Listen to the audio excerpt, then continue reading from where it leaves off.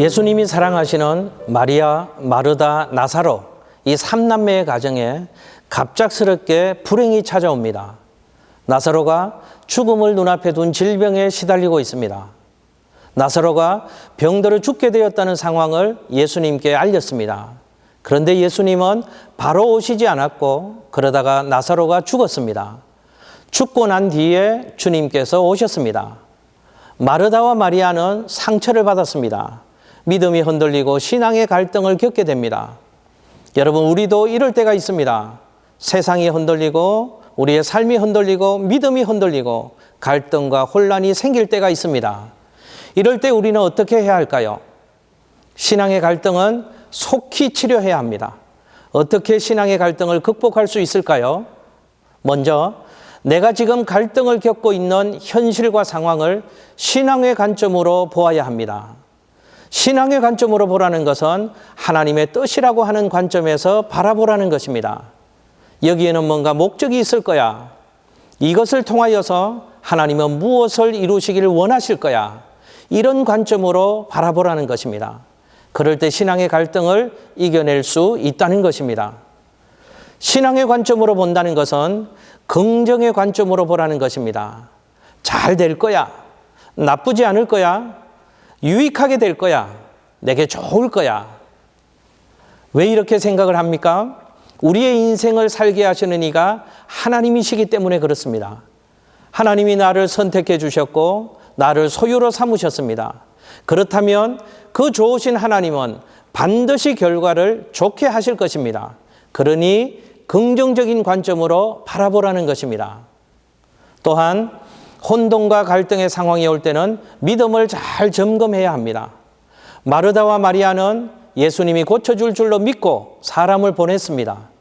그런데 주님이 오시지 않고 나사로는 죽었습니다. 그랬더니 이들이 주님을 원망합니다. 믿음이 없어진 것입니다. 그러니까 우리가 믿음이 대단하다고 생각하고 있다가도 믿음이 흔들리는 갈등의 상황이 일어나면 이때는 믿음을 관리할 때지 현실을 관리할 때가 아니라는 것입니다. 현실을 관리할 능력이 우리에게는 없습니다.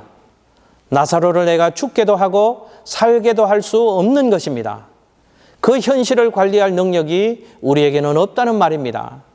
그런데 우리는 나의 믿음은 팽개쳐 놓고 내 앞에 펼쳐진 현실의 상황을 내가 관리하려고만 한다는 말입니다.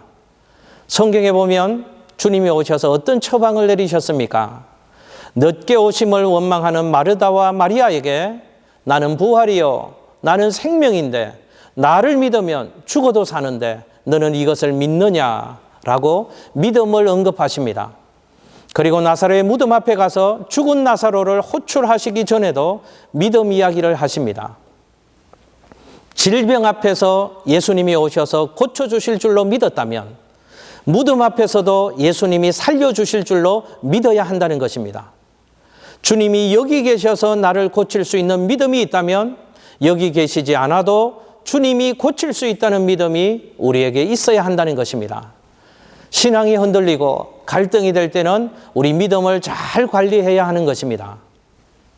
또한 갈등과 혼돈의 상황에는 잠잠히 기다려야 합니다.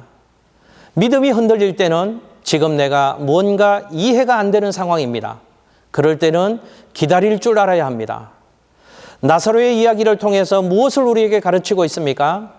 내가 이해가 안 될 때, 내 속에 신앙의 갈등이 폭풍처럼 일어날 때는 성급하게 결론을 내리고 성급하게 해답을 찾아내려고 하지 말고 기다려야 한다는 것입니다.